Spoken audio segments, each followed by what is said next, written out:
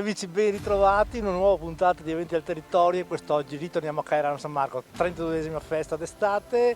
Questa sera è una serata particolare, poi il nostro caro amico presidente del Proloco Giuseppe Spagnol ci racconterà cosa sta succedendo. Ben ritrovato Giuseppe, raccontaci cosa sta succedendo in effetti. Allora, intanto ringrazio te Luigi, sempre della tua presenza, sempre disponibile nel valorizzare i nostri prodotti e tutto quello che facciamo. Stasera abbiamo la serata a tema, è la serata del pesce, la partecipazione è affluente, la gente ce n'è tanta, tutti volevano prenotare, quindi vuol dire che qualcosa di buono facciamo. Avete una decina di giorni di festa, domenica poi concluderemo e vedremo cosa farete di bello, però i piatti tipici sono anche altri qui a Cairano. Sì, esatto, allora i piatti tipici nostri sono le specialità alla griglia, come sempre.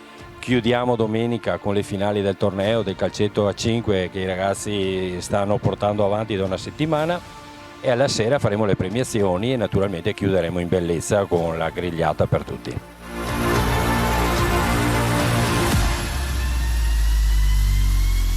E io con i miei coetanei, quindi 99, 2000, 2001 da Cairano, abbiamo organizzato questo torneo che si chiama Cup 31031. L'anno scorso era di 3 giorni e invece quest'anno è durato una settimana. E niente, noi ci divertiamo ad organizzare, a stare qui tutti insieme. Abbiamo cercato di fare il meglio possibile e grazie anche al nostro presidente della Proloco, Giuseppe Spagnol, ci dà l'opportunità di giocare in questo campo e di avere tutto questo a disposizione. Quindi grazie Giuseppe, e sarà un grandissimo torneo con 18 squadre quest'anno, quindi forse il doppio dell'anno scorso, e saranno tutto molto bene. Speriamo di concludere in bellezza.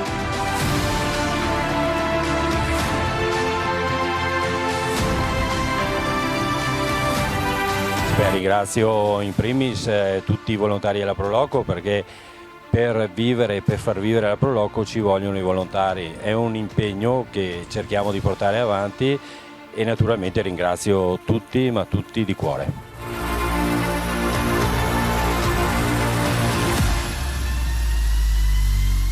Beh, direi che anche lo stesso torneo, le due feste che abbiamo organizzato venerdì scorso e venerdì domani, e anche la stessa domenica per la finale, cerchiamo di invitare, di portare più giovani possibili, avvicinarsi a questa realtà, aiutarci e tutto quello che dopo ci va dietro. E quindi viva Cup 31031! Viva Cup 31031!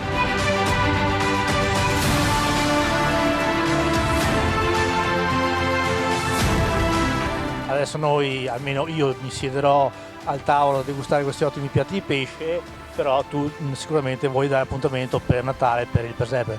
Sì, come tradizione noi adesso rimarremo fermi fino a Natale. Natale il presepio deve continuare a esserci e quindi vi aspettiamo tutti in piazza Cairano per il presepio Natale 2023.